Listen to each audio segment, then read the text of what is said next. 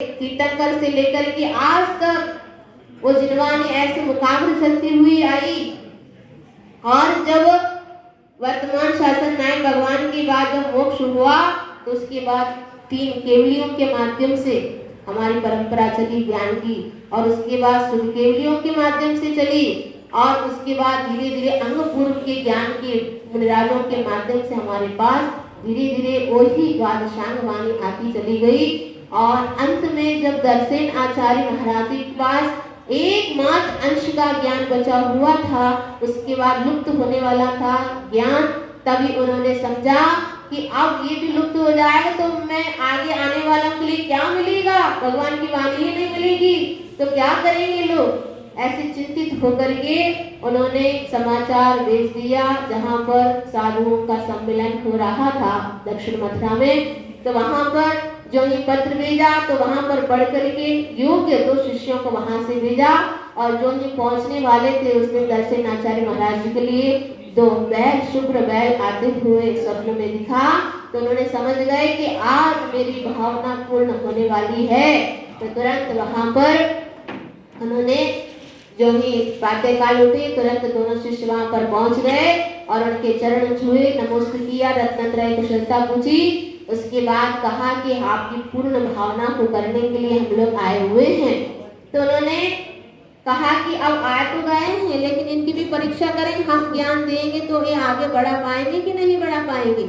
तो उसकी परीक्षा करने के लिए उन्होंने 2 श्लोक उनके लिए दे दिए, इसको शुद्ध करके लाओ। अब जल्दी जल्दी सुना रही हूँ क्योंकि समय नहीं, अभी तो विधान भी होना है। वैसे तो सबको याद है, फिर भी आज के दिन उस कथानक को याद कर लेना चाहिए। तो वहां पर ऐसे 2 श्लोक दे दिए उनके पास, और वे लोग सिद्ध करने के लिए देखने के लिए जब ध्यान में बैठे तो वहां पर 2 देवियां दिखी, अपने आप दिखी। उन्होंने सिद्ध नहीं की ना उन्होंने बुलाया था, अपने आप दिखी वहां पर। तो एक देवी की दांत बाहर थी और एक देवी की आंख में उजली थी, मतलब आंखें कम थी, एक आंख कम थी। तो उसको देख करके उनको लगा महाराज जी को ऐसे तो कभी देवियां होती ही नहीं है, हमेशा सुंदर होती है, सुंदर रूप उनका रहता है, लेकिन ऐसे कैसे देवियां दिखी। तो उन्होंने जान लिया कि इस श्लोक में जो कमी है इसको बदलाने के लिए ये देवियां प्रकट हुई हैं। तो उन्होंने समझ करके एक श्लोक में अनुस्वार कम था तो अनुस्वार लगा दी, एक बिंदी लगा दी, और एक श्लोक में मात्रा ज्यादा थी तो एक दांत ज्यादा उनके दिख रहे थे। तो उन्होंने समझ में एक मात्रा ज्यादा है तो उन मात्राओं को उन्होंने सुधार लिया। तो वहां पर शुद्ध बन गया श्लोक। जब जाकर के गुरु महाराज जी को बताया तो बहुत आनंदित हुए और उन्होंने उन 2 शिष्यों के लिए अपना ज्ञान प्रदान करना प्रारंभ कर दिया। और देते देते देते चातुर्मास के पहले तक पूर्ण ज्ञान उनके लिए, अपने पास जितना ज्ञान था पूरा का पूरा उनके लिए सौंप दिया और कहा कि अब तो मैं यही संलेखना लेने वाला हूँ और तुम लोग जाना जहाँ पर भी आप लोगों को चातुर्मास करना हो तो वहाँ पर कर सकते हैं। उनको दोनों को भेज दिया। अब इतने समय तक गुरु के पास रह जाने का मन तो नहीं था, फिर भी गुरु आज्ञा के माध्यम से उन लोगों ने दोनों ने अपार ज्ञान प्राप्त करके जो नरवाहन और सुबुद्धि सागर नाम था वे दोनों आए थे, दोनों शिष्य। और जब इन्होंने पूर्ण श्लोक को शुद्ध कर दिया तब भूत जाति के लोग आकर के उनकी पूजा की। तो एक महाराज जी का भूत बलि नाम पड़ गया और एक महाराज जी के दांत आगे पीछे तो उनका पूरा का पूरा सही बराबर कर दिया तो पुष्प के समान दांत बन गए। तो ये पुष्पदंत कहलाया। ये पुष्पदंत भूत बलि महाराज जी का नाम तभी पड़ा था। उसके पहले उनका नाम था नरवाहन और सुबुद्धि सागर नाम था पहले। तो ये पुष्पदंत भूतबली नाम तभी पड़ा था। तो ऐसे पुष्पदंत भूतबली महाराज वहां से निकल करके वास्तव में उन्होंने चातुर्मास किया। तो उस समय उन्होंने पहली बार उन ग्रंथों की रचना प्रारंभ कर दी। अभी तक तो मुकाबला चला आया है ज्ञान, लेकिन अब आगे आने वालों के लिए इतना क्षयोक्षम कम हो जाएगा कि देखते देखते भी पढ़ नहीं पाएंगे। याद रहने की तो बहुत बुरी की बात है, लेकिन सामने पुस्तक रख कर के भी पढ़ नहीं पाएंगे, इतने मूर्ख होंगे। हम भी मूर्ख ही हैं, सबके लिए सब अपना मूर्ख ही हैं। जब तक पूर्ण ज्ञान नहीं हो तब तक तो सभी अज्ञानी तो हैं ही। तो अपने अज्ञानी लोगों के लिए उन्होंने ग्रंथ रचना की प्रारंभ किया। ग्रंथ रचना अक्षर के रूप में ग्रंथों की रचना करना उन्होंने प्रारंभ कर दिया। और थोड़े ही श्लोकों का उन्होंने, जो पुष्पदंत आचार्य महाराज ने, उन्होंने थोड़े ही ग्रंथों षटखंड आगम में से कुछ 1000 श्लोकों का उन्होंने तो रचना की है, पूर्ण नहीं हो पाई। उसी के बीच में उनकी समाधि हो गई और उसके बाद उन्होंने अपने शिष्य के हाथ से भेज करके भूतबली महाराज तक पहुंचाया और उनसे कहलवाया कि आप इस ग्रंथ को पूर्ण कर देना। तभी उन्होंने कुछ 1000 श्लोकों को और रचना करके आज के दिन ज्येष्ठ शुक्ला पंचमी के दिन वह षटखंड आगम क्या हुआ था, पूर्ण रूप में आज वह रचना हुई थी। इसलिए आज के दिन शुक्ल पंचमी पर्व मनाया जाता है। आप लोग षटखंड आगम पढ़ लिया होगा, हैं? नहीं पढ़ा, बस सुनते रहते माता जी षटखंड आगम षटखंड आगम षटखंड आगम। 6 भाग हैं उसके, एक एक भाग कितने हजारों श्लोक प्रमाण हैं, अलग अलग संख्याएं हैं उसकी।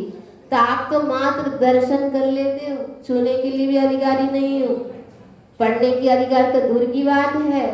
16 में ही छूना और शुद्ध वस्त्र में छूना और उसकी द्रव्य क्षेत्र काल शुद्धि का जब आप वर्णन पढ़ोगे, क्या महिमा है उसकी। कहते हैं क्षेत्र ऐसा हो जहाँ 100 हाथ दूर तक शुद्धि होना चाहिए, मतलब हड्डी मलमूत्र आदि होना, तब जाकर के रखे जाते हैं। ऐसे द्रव्य क्षेत्र काल और भाव की शुद्धियों में अकाल में आदि पढ़ना नहीं चाहिए, काल का भी वह वर्णन आया है।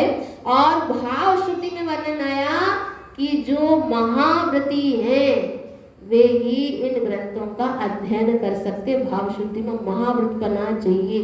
इसलिए श्रावक पढ़ नहीं सकते हैं, तभी चिंतित हुए। उसी की टीका के रूप में आगे आने वाले आचार्य ने धवला आदि महान ग्रंथ रचाए। उसी षटखंडागम के ऊपर ही धवला ग्रंथ के 16 भाग में पुस्तकें हैं, इतनी मोटी मोटी पुस्तक। फिर तो षटखंडागम में क्या वर्णन होगा, और धवला भी आप लोग नहीं पढ़ सकते हो। जब ऐसे ग्रंथों की रचना कर रहे थे तभी एक साहब जाकर के पहुंच गया कि मुझे भी सुनना है, तो उन्होंने बंद कर दिया महाराज ने। तो उन्होंने सोचा ऐसे कैसे, महाराज जी हमने तो सुनने के लिए आया, आपने बंद कर दिया, तो क्या इसको सुनने लायक मैं नहीं हूँ। तो उन्होंने कहा हाँ तुम नहीं लायक नहीं हो। तो फिर हमारे लिए कैसे प्राप्त होगा ये ज्ञान, हम लोग को भी तो चाहिए, आप ही पढ़ते रहोगे, हम लोग को नहीं मिलेगा क्या। तब उनके निवेदन से आचार्य महाराज ने उनके लिए पूरा, जैसे चक्रवर्ती 6 खंडों में जाकर के विजय प्राप्त करके आता है, ऐसे ही वे मुनिराज 4 खंडों को पढ़ करके, षटखंडागम को पढ़ करके उसमें विजय प्राप्त करके उन्होंने जो सार निकाल के रख दिया। और जब वह श्रावक पुनः आया और कहा कि लो गोमट सार, लो गोमट सार, उसी षटखंडागम के धवला आदि के सार ही आज हमारे सामने गोमट सार के रूप में प्रस्तुत है। उस चामुंड राय का नाम था गोमट, तो गोमट के लिए जो बनाया गया सार है तो वो गोमट सार के रूप में हमारे सामने आज प्रस्तुत है। तो उस ऐसे विषय गूढ़ हैं कि जीवकांड और कर्मकांड के रूप में उसी षटखंडागम का ही थोड़ा सा अंश हमारे सामने है, उसको ही हम ज्ञात नहीं कर पाते हैं, समझ नहीं पाते। कोई साधु वर्ग हमारे लिए चाहिए पढ़ते तब जाकर के समझ में आता है। फिर तो वो षटखंडागम कितना बड़ा विस्तार वाला होगा, वो धवला कितना महान होगा, उनका ज्ञान क्या महिमा होगी उसकी, तो ये सब हमारे लिए ज्ञान करने की बात है। तो आप लोग उस ज्ञान को तो प्राप्त कर नहीं पा रहे हो, सुनने में आप लोगों को मिल जाए तो बहुत बड़ी बात है। तो आज आप लोग क्या कर लो, कम से कम स्वाहा स्वाहाई कर लो। और महान ग्रंथों के लिए हे भगवान, इतने हजार ग्रंथ हैं, हम कहाँ तक पढ़ेंगे, हमारे लिए तो क्षयोपशम ही नहीं है। आज ऐसा हम पूजा अर्चा के माध्यम से ऐसा क्षयोपशम बढ़ाएं जिसके माध्यम से क्या हो जाए कि हमारी बुद्धि भी थोड़ी बढ़ जाए, हमारा भी क्षयोपशम थोड़ा बढ़ जाए। हे भगवान, आपका जैसा केवल ज्ञान क्या मालूम कब पा पाएंगे, लेकिन आज का जो शुद्ध ज्ञान एक अंश के रूप में बचा है, उसी को कम से कम हम प्राप्त कर लें। जीवन पाया है आप लोगों ने, जैन कुल पाया है, श्रावक कुल पाया है, फिर भी अभी ऐसे कितने ही लोग होंगे जो अपने जीवन में एक भी शास्त्र पूर्ण नहीं किया। एक बात तो मिल ही जाएंगे अभी यहाँ पे, जो एक भी शास्त्र पूर्ण नहीं किया।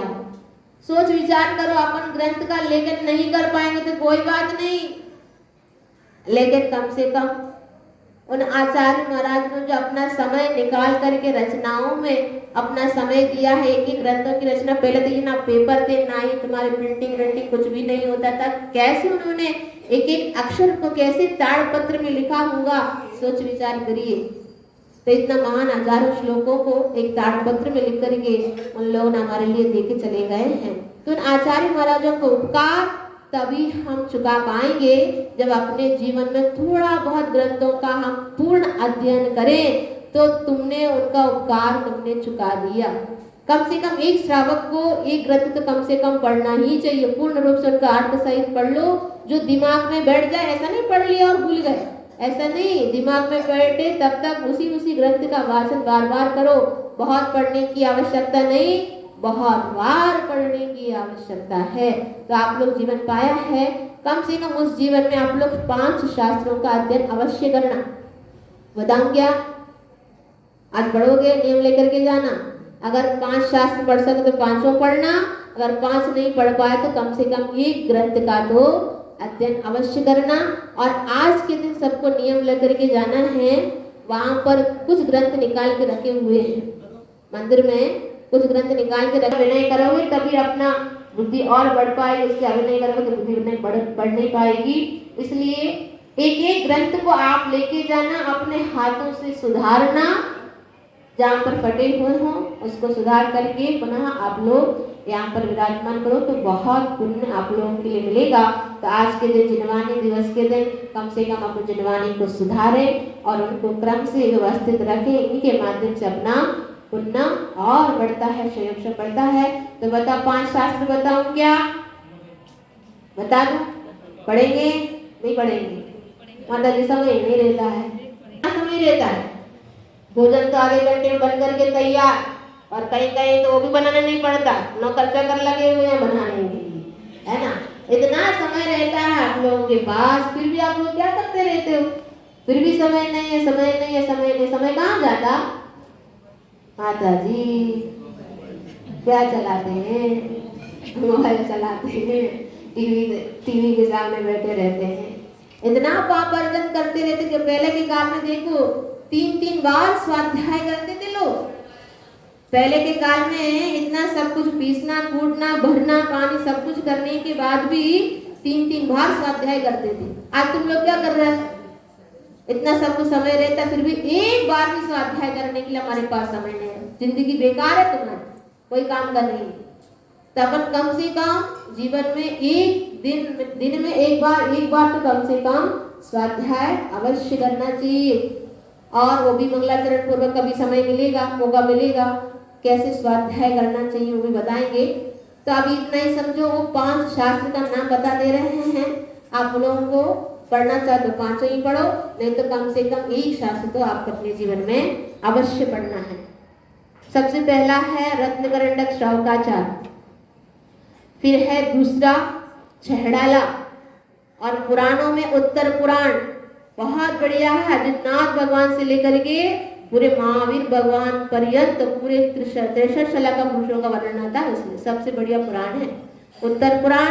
और तत्वार्थ सूत्र, और 5वां है कार्तिकेय अनुप्रेक्षा, बहुत महान है। कार्तिकेय अनुप्रेक्षा पढ़िए, और एक आध समय और हो तो ज्ञानार्णव भी पढ़ लेना। ज्ञानार्णव शास्त्र है जिसमें ध्यान के बारे में वर्णन किया है। ऐसा शास्त्र कहीं भी किसी जाति में नहीं है, किसी मत में नहीं है। सबसे उत्कृष्ट शास्त्र बनाया है सुखचंद्राचार्य महाराज ने, जो ज्ञानार्णव शास्त्र है। ध्यान के ऊपर आज मेडिटेशन बहुत करते हैं लोग, लेकिन अपने हमारे यहाँ तो मेडिटेशन का इतना महान ग्रंथ लिखा है, उसको तो हम भूल ही गए। तो आप उस शास्त्र को भी पढ़िए, तो महान ध्यान कैसे करते हैं, कैसे करना चाहिए इत्यादि का ज्ञान हमारे लिए प्राप्त होगा। तो ऐसे कितने हो गए? 5-6 शास्त्रों का हमने नाम बता दिया। तो आप लोगों के पास जितना समय हो उतना पढ़ने का संकल्प लें। आज के दिन कोई ना कोई शास्त्र पढ़ने का संकल्प लेकर के जाना और उसको पूर्ण अध्ययन करना, जिसके माध्यम से आपका ज्ञान बढ़ सके, आपका कल्याण हो सके। तो अंत में कहते हैं, जिनवानी को जाने बिना किसी का कल्याण नहीं होता। जिनवानी को जाने बिना किसी का कल्याण नहीं होता। मात्र अक्षर के जानने से कोई विद्वान नहीं होता। केवल अक्षर को जानने से कोई विद्वान नहीं होता। जिनवानी से स्वार्थ करने वालों जरा समझो, जिनवानी से स्वार्थ करने वाला जरा समझो, जिनवानी को हे में उतारे बिना किसी का कल्याण नहीं होता। जिनवानी को हे में उतारे बिना किसी का कल्याण नहीं होता। बोले महावीर भगवान की माता की, दर्शन आचार्य महाराज की, पुष्पदंत बुद्ध बलि महामुनि राज की।